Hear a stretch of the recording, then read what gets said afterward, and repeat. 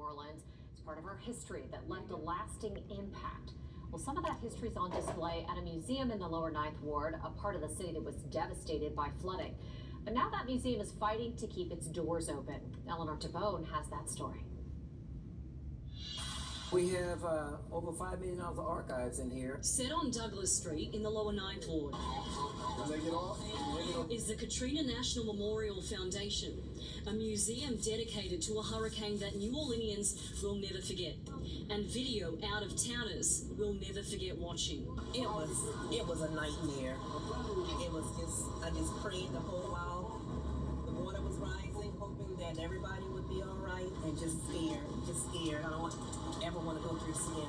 Kept in binders are handwritten lists of those who sought shelter in the convention center. We just want our families to know everybody is okay and just try to find everybody. We don't know where everybody is. The Katrina's list is the quintessential part of our foundation.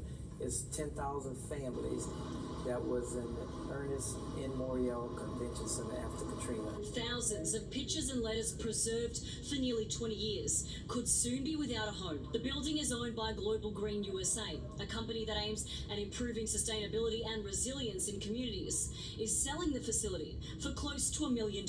We offered them $600,000. They came back and counter offered for $650,000.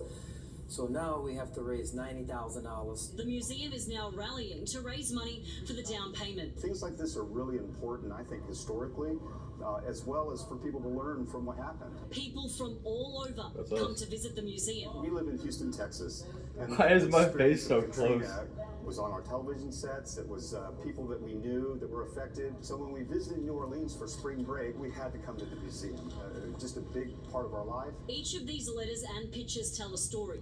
Stories that should never be forgotten because it's part of our city's history. Eleanor Tabone, WWL, Louisiana.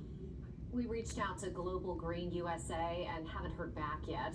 The museum has a GoFundMe. If you want to help donate to that fundraiser, you can find that link on the WWL TV website.